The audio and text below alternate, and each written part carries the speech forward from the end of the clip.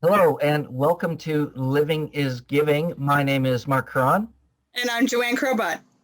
And we are excited to be here today sharing more about our upcoming event, Living is Giving, a philanthropic online summit, where we are going to take a deep dive into the joys of living a life of growth and contribution. I'm excited to be here with Joanne today and our guest. So I'll pass it off to Joanne to introduce one of our great speakers. Yeah, go ahead, Joanne. Thanks, Mark. That's great. So today we are so lucky to have Udo Erasmus. Udo is a pioneer of the health and wellness industry, having created FLAX oil and the healthy fats movement. And he's also the co-founder of the Udo's CHOICE supplement brand, which I use every day in my smoothie, and a global leader in cutting-edge health products, having sold tens of millions of bottles of healthy oils, probiotics, and digestive enzymes. How exciting. Hi, Udo. Welcome. Hi, glad to be with you. Thank you so much. We're so excited. So tell us a little bit about what you've been up to lately. Tell us maybe about your background first and then what you're up to.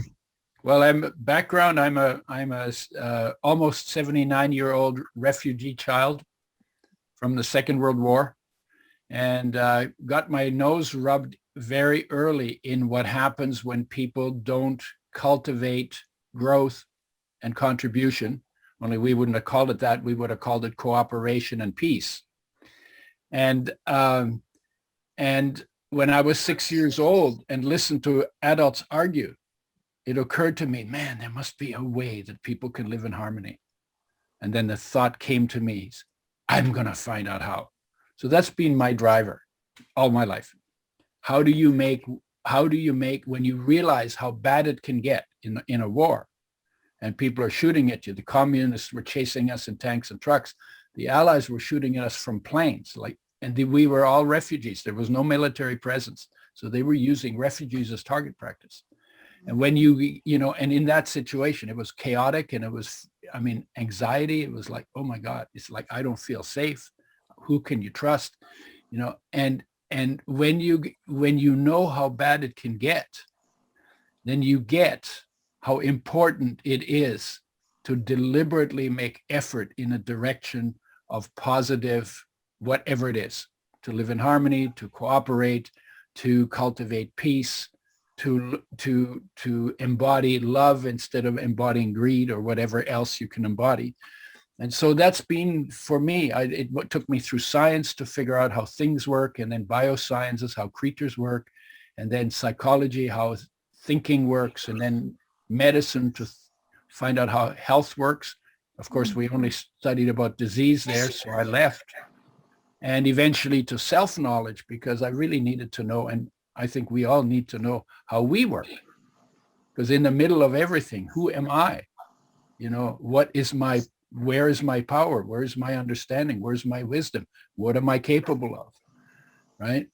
And so I ended up with self-knowledge, and so all of this. Then I got poisoned by pesticides and started looking at physical health, and out of that came the oil industry that I basically put together, and my work on digestion.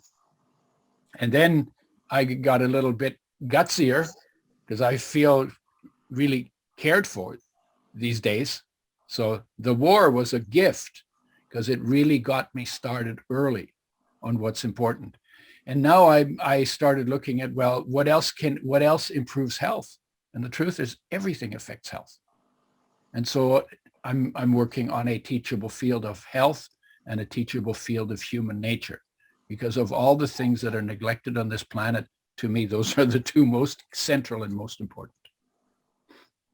Wow. Yeah, that's fantastic. And especially, when it comes to oils, because that's what you're known so well for around the world. And when I first was introduced to your work, and when you shared some of the things about the oils that people commonly use, brand name stuff that's all over the place, I was floored. And just that alone changed my life when I looked at the oils that I use. I've always got a bottle of Udos in the fridge as well, know, and, people just have no idea what happens to the Crisco's and the Mazzolas and all of that stuff Yeah. that people are just pounding and deep frying and everything else. It was like, oh my Yeah. God. Well, Right? yeah, and you were surprised and I was surprised. When I found out, it's like, oh my God, this is the worst thing we were doing to our food supply.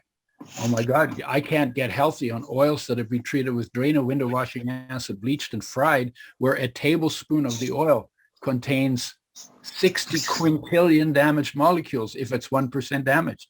60 quintillion. It's like more than 1 million damaged molecules for every one of your body's 60 trillion cells. And then we use not just 1 tablespoon, but 2 to 4 usually. And then we do that for a year, 2 years, 5 years, 10 years, 20 years, 30 years. And, the body falls apart and they say, gee, I always ate good. I don't know what happened. Because you were never told how much damage is done to the oils. And there are more health problems come from damaged oils than any other part of nutrition because they are our most sensitive molecules. They need the most care. We give them the least. We don't throw anything else in the frying pan and turn it into smoke and think that's cool.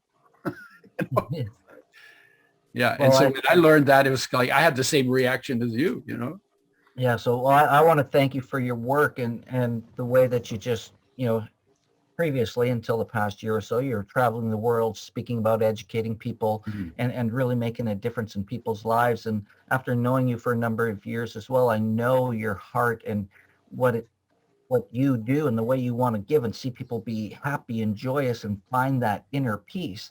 And one of the foundations of that, of course, is our health. And, even we're kind of joking around before we started going with our chat today, when our health is in a better place, we just fundamentally operate better as a human being. Mm-hmm.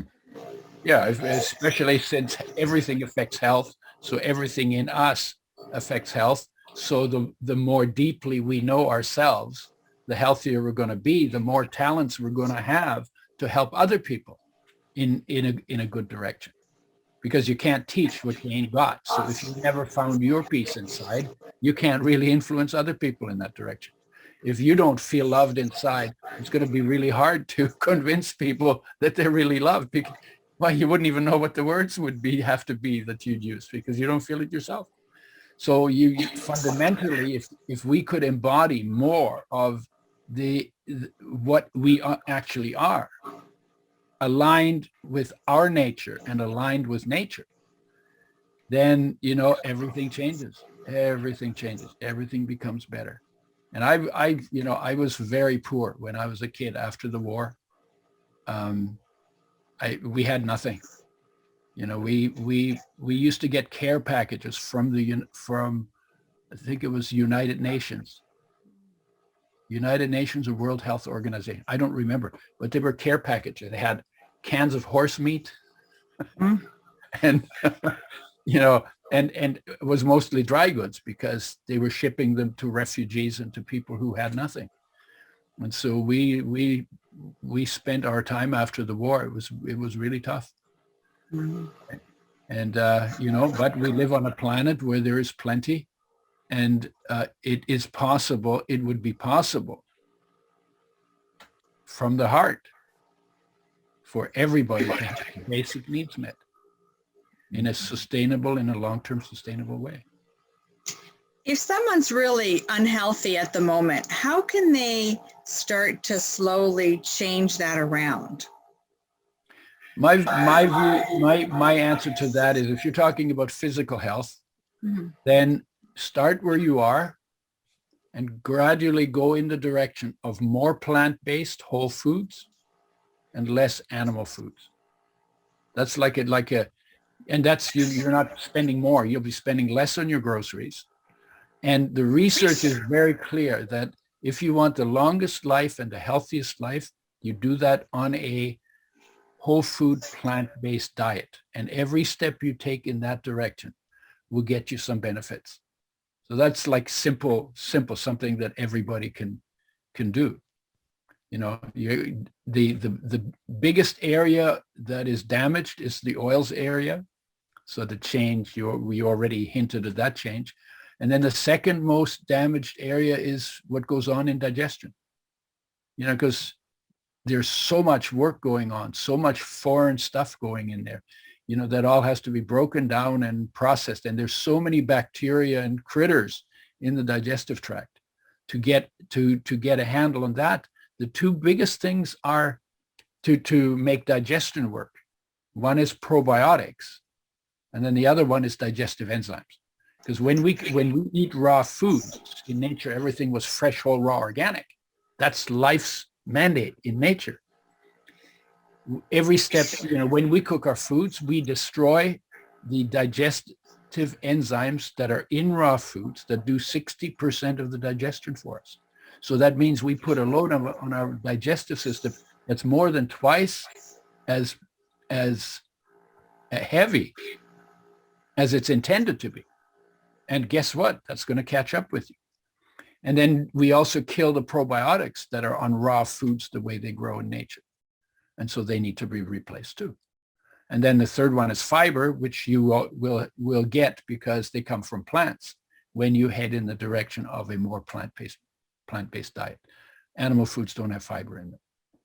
And, that's basically is those are the two, I think, that need the most work.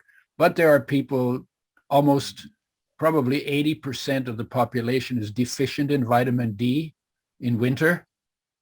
And vitamin D is a hormone made by the sun falling on your skin and turning cholesterol into vitamin D. And it has functions in every part of the body, not just like we used to be told bone structure, but every cell in the body, for cardiovascular disease, for immune function, for diabetes, for lung function, big time. People are saying now, we shouldn't call it flu season. We should call it vitamin D deficiency season. Because in winter, we don't get enough sun and we don't run around naked enough, right? Fundamentally, we should run around naked because the sun on the skin, then the entire skin becomes a factory for making this very, very important hormone. And, probably 50 to 60% of the people don't get enough zinc. That's also really important for immune function and healing. Vitamin C, we're told 60 milligrams is all we need. That's a really low measure. Well, 41% of the population doesn't even get 60 milligrams of vitamin C. And you can go through every one of the essential building blocks for health, and there's a percentage of people who don't get enough. B12, it's 39% of the population, both vegetarian and meat eaters. And when you don't get those, your body literally begins to fall apart, because these are the essential building blocks that the body can't make that have to be brought in from the outside. And the closer you live in line with nature, the more of them you're going to get. And the further away you get, and the more processed foods and the more fried stuff you eat, the more likely you are not only to not get the essential nutrients, but also to create toxic molecules that interfere with the functions in your body. That's wonderful. I just had an idea that I wonder for our event, if we can create maybe like a little downloadable document with a few of these tips in there, and maybe we can have that available for people, because it's such good information that I don't think a lot of people know. And, I've heard it before, but I think just in general, people just don't know that. Like you said, with lucky for us, we've just recorded this. Yeah. Right? You can watch it over and over again. No, it's because it's perfect, because you're asking the questions, and it's pretty comprehensive. Yeah, right? That's wonderful. Well, and now more than ever, it's so important to take care of our health and our immune system with everything that's happening in the world. Vitamin D, we've been hearing, is really important. Yeah, DC, zinc, zinc. Those are probably the three most important ones that are most likely to be too low in people.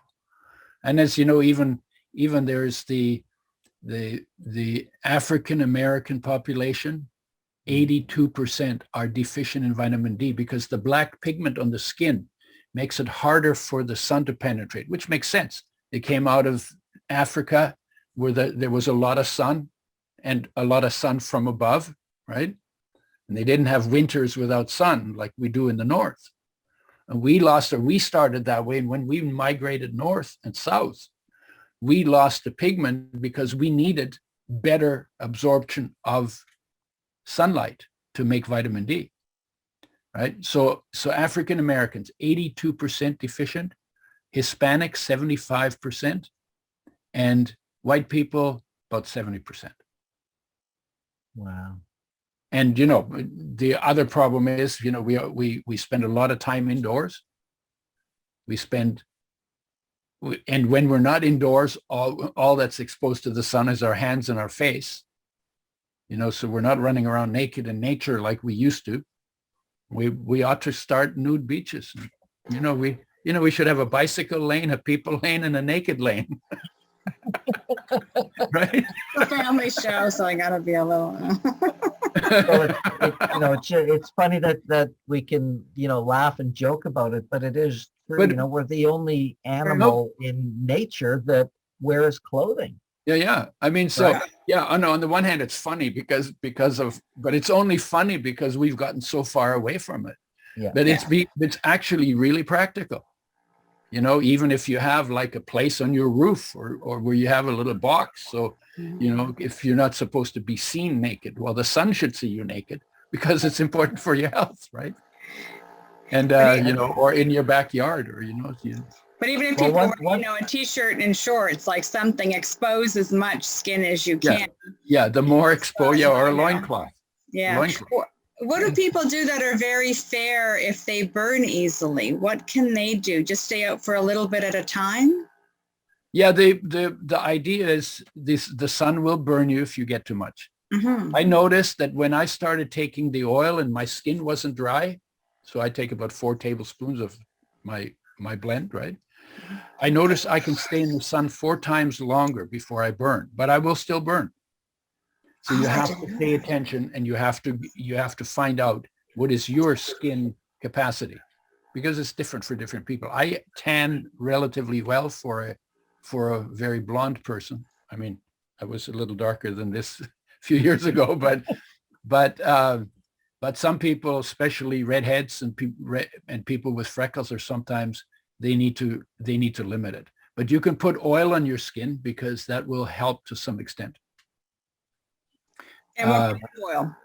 What's that? What kind of oil? Oh, you could put coconut oil on your skin. I think coconut is better for skin than for food. Mm-hmm. Essential fatty acids are better for food, and they go rancid on your skin, so you smell like paint. So you want to use the good oils inside, and the not so good oils on the outside. Oh, great idea. Yeah. So. Yeah. Fantastic. I always enjoy learning from you. That's a good one about the coconut oil on the skin. Versus I was sure that the best point I'd made was about naked, but. Well, it was. And what I was going to say is, there is a beach here in Vancouver, world-renowned clothing optional beach. And I got to say, there is nothing. I've been there a couple of times in my life, maybe more than that. But I got to say, there is nothing that feels better than running around in the sun and the ocean, right? As you say, naked, not just the sun and the vitamin D I'm getting. I wasn't thinking about that at the time, but it was just so freeing and liberating. And then just, this self-expression where nobody cares. Yeah. What it did for and people are comfortable being, Yeah, absolutely. And the reason the beach started came with feeling uncomfortable with the body. You say, how do you get comfortable with the body? Well, get used to being naked in public.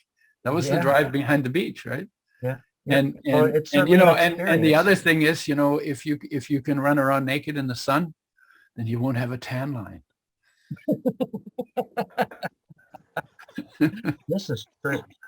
Great idea. I can keep that in mind. The other thing I wanted to touch on, Udo, that I thought was really important that you're talking about was the enzymes and probiotics. Mm-hmm. Because I know that what a lot of people don't realize is the importance of our gut biome. Yeah. That everything in our digestive system is actually working properly, so that, because you can eat all the greatest foods and supplements and everything that going, but if your guts are all messed up and not absorbing properly, you're flushing money down the toilet, right? Because in nature the food was raw, so the enzymes were in the food and they did 60% of the digestion of it, and the probiotics were on the food and they regulate the other critters that live in our digestive tract. Because if you get unfriendly bacteria in your digestive tract and they take over, you get all kinds of problems, diarrhea and acid burps and sulfur burps and, bloating and pain after you eat, and constipated, and, and then some of the bacteria that would love to live inside your digestive tract because it's warm there and there's lots of food. Some of them would make you sick and could kill you, like cholera and salmonella and E. coli, and, and there's tons of them. And there was a time when digestive infections from dirty food, contaminated food, made people sick and killed people in immense numbers. And then even childbed fever. This is a little off the digestive tract, but infection was a huge deal. And probiotics were nature's protection against the rot bacteria that are supposed to only turn your body over after you die, not before, and the sick bacteria that would make you sick if there wasn't something to control it. And when you cook the food and you destroy the bacteria that naturally regulate your gut health by being present, then you're not doing yourself a service. And a lot of problems can come from that, because those bacteria make molecules, and they get absorbed into your body. Could be good molecule, could be toxic molecules, depends on what kind of bacteria they are.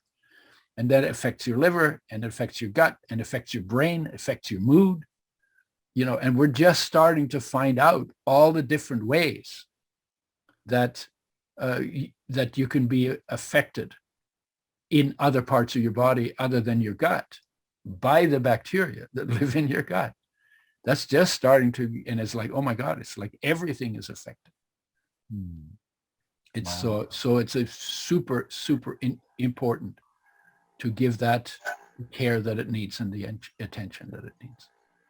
So I'm almost vegan. What can I take that's a good prebiotic and a probiotic without spending a lot of money? Anything that's fermented. So you're talking about sauerkraut. In fact, you can make your own sauerkraut. Mm-hmm. In fact, you can take cabbage. Cabbage, between the leaves of the cabbage are probiotics when the cabbage is raw. And you literally have to just chop up the cabbage. We used to do it when I was a kid because we were poor, right? So we had a big bucket, big earth bucket, and we'd put the cabbage, we'd chop it up, and then we'd punch it down with a stomper, with a wooden stomper, until there was water on top. The juice came out and the water was on top. And then we would put some salt on it so it wouldn't rot on top. And then we put a board on it and put a rock on it so that the whole thing was underwater. And then leave it for 6 weeks. And after 6 weeks, we'd peel the top off, throw that out, and all the rest of it was sauerkraut. And there's the probiotics. But you can ferment anything. I mean, I play with it sometimes. I use probiotics to ferment carrots and radishes. And the radishes stink quite a bit because they have a lot of sulfur in them. So I think you get some hydrogen sulfide. And I've it's like pickling, right? Do it with cucumbers and pickle spices, all kinds of spices. And just about anything that grows, you can pickle, and you can even pickle meat, right? It's true. I've heard that. Yeah. In Sweden, we ate pickled fish. Mm-hmm. I've had that growing up. They stunk to high heaven. And they'd open the door at 40 below because it stunk so bad. So you'd get a draft through the house and they'd peel the skin off, and the meat tasted amazing. Oh, pickled herring is delicious. Yeah, Yeah, I pickled used to eat herring. that. This Yeah, was growing up. different, a little bit, but so the Inuit used to bury rabbits, and they'd bury them, and the rabbits would self-ferment, and they would do that for, I can't remember how long it was, probably 2 to 6 weeks. No, it wasn't probably 6 weeks, shorter than that. And they would eat fermented rabbit. So literally anything that you eat, you could actually ferment. And that would be a way to do it. And you can take if you've made your sauerkraut, then you could take a little bit of the sauerkraut and put it in something that you want to ferment and make that your starter. So you're not paying any money, except maybe every once in a while, every few months, you might have to refresh it a little bit. So that's a way to make it really affordable. Wow. Great idea. Wow, great recipes. I'll have to look them up online. So I wanted to switch gears a little bit here, Udo, because you're going to be speaking at the upcoming event Living is Giving on May 29th. Yeah. And I've known you long enough to know that you're a pretty generous guy. You're always learning, you're always growing, and you're always giving back in some way, shape, or form. You're always very generous with your time when, I reach out and ask you to support us in things that we do. So maybe you can share a little bit about your life and what Living is Giving means to you. Yeah. Well, yeah, I don't want to talk about what I'm going to talk about then, because I have an angle on the Living is Giving that is quite unique and I think is very powerful. So I don't want to talk about that part. But honestly, a little teaser, I know we had a couple of conversations, and I'm looking forward to hearing the whole thing. Mark, that was the teaser. No, but in terms of Living is Giving, there's a negative way to look at it. So I'll do that first. So if the people who have more than they need don't share what they have with the people who have less than they need, eventually the people who have less than they need will make sure that the people who have more than they need don't have anything either. And that's just human nature. It's like, if you're not willing to help when help is needed, then you create resentment. Understandable, right? And why?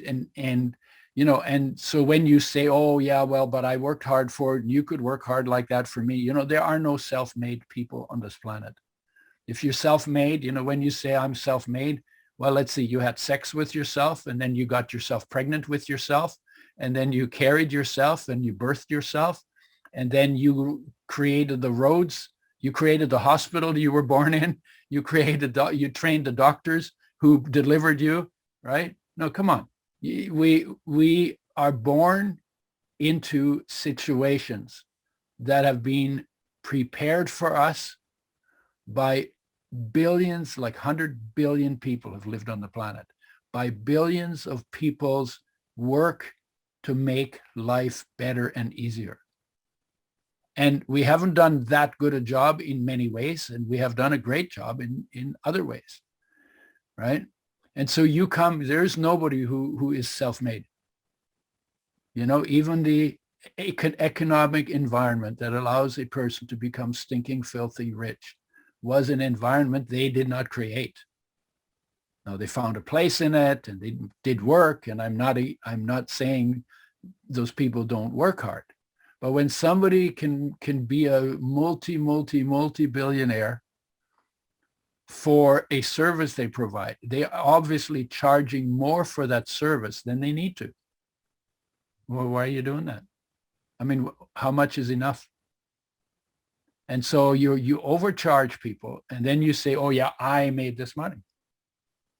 And something about that is not equitable, right? Every human being has the same value, and every human being was chosen by life to be alive. And life is the standard. You know, not what your neighbor said, and not what your government tells you, and not what what you learn in a university from somebody or a high school or whatever. Life is the ultimate authority on what is fair and what makes sense, because that's the treasure. This life is the treasure on the planet. So the standards need to come from there. And by the way, that's not what I'm going to talk about. So I'm going to talk about something even more better. I love it. Right? I like what you're saying there about, you're not self-made, and your examples are just make it really obvious. Yeah. So given that, if I'm fortunate enough to make more than I need, isn't it already enough to say, yeah, man, I had the great, like my thing that I did with oils, right? People give me the credit, but I was just a point person. So many things happened that were out of my control. And the timing for me getting poisoned to get interested was perfect, but I didn't know it was perfect. I got poisoned when I got poisoned, but the timing was perfect. And I got into oils just at the time when omega-3s were established as essential nutrients. 99% of the population doesn't get enough. And it was like, oh my God, if we could make them with health in mind, because they're hard to work with. They're essential. You have to have them. You can't make them. 99% of the population doesn't get enough. Every cell needs them. Oh my God, there must be lots of issues from not getting enough. And oh my God, we could help so many people if we could make them with health in mind and bring them back into the population. And that was the thing that drove it. I was just so excited that I could help people, it was like I found a purpose for my life. And there's nothing that feels as good as helping does. And especially if you're not helping to get a payoff, if you're helping because you can, right? And not expecting anything back.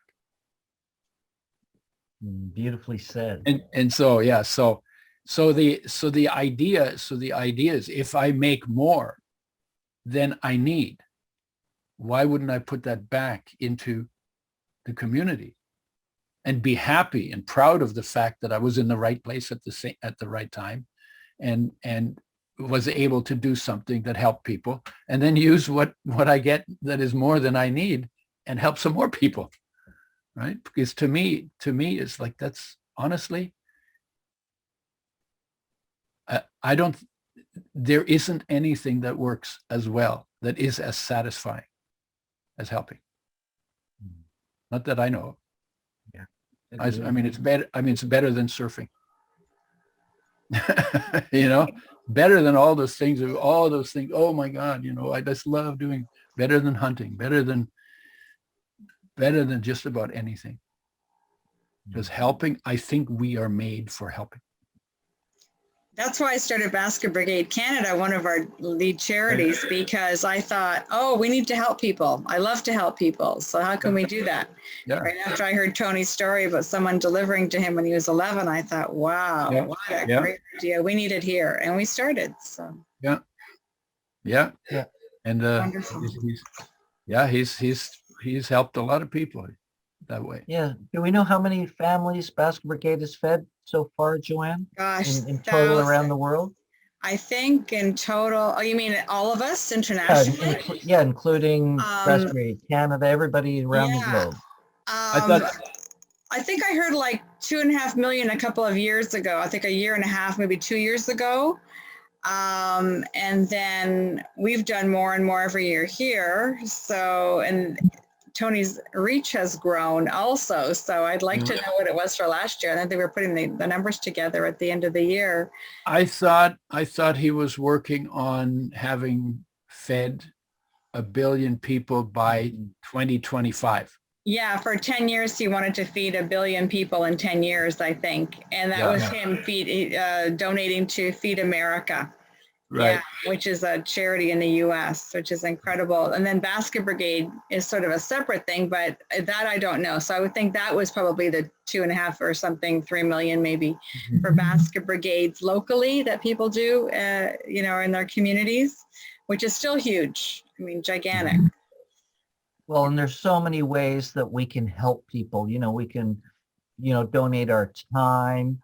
Yes. We can donate money. We can donate clothing and things that we may not be using around the house anymore. You know, we're such a disposable society these days. Yeah. And it's amazing to see how much, you know, like there's people who need things. And if you're not using it, you know, donate it, contribute it, make a difference. There's so many different ways to give and ways to serve.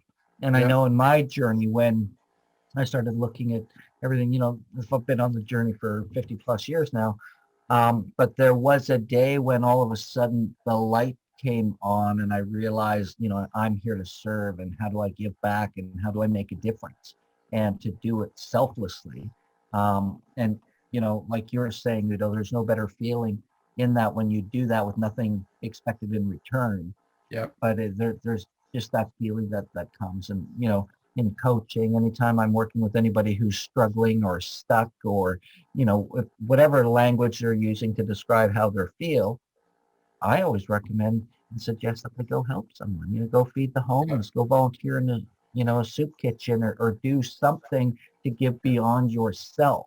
Yeah. And it's not magic. It's a simple, I think, law of nature, really. Yep. It changes your focus too from you to someone else.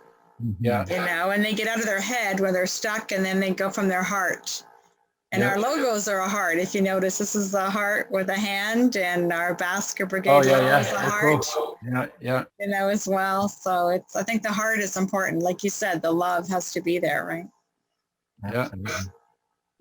So Yeah. wonderful. Great. Well, we look forward to having you in just a short couple of weeks, almost on May 29th. Udo, always a pleasure. Joanne, if you have any more questions, or I think it might be time to get us going on to our next things. Udo's a busy guy, and I really look forward to what you're going to share, you know, at the summit on the 29th, Udo. So thank you always for your generosity and your fun spirit. It's always a pleasure. Thank you so much, Udo. Lovely. We're going to look forward to hearing more wonderful information and strategies and things from you, and some tips and some health tips. And it'll be wonderful to see you May 29th. So we're looking forward to it. Yeah. I'm looking forward to it.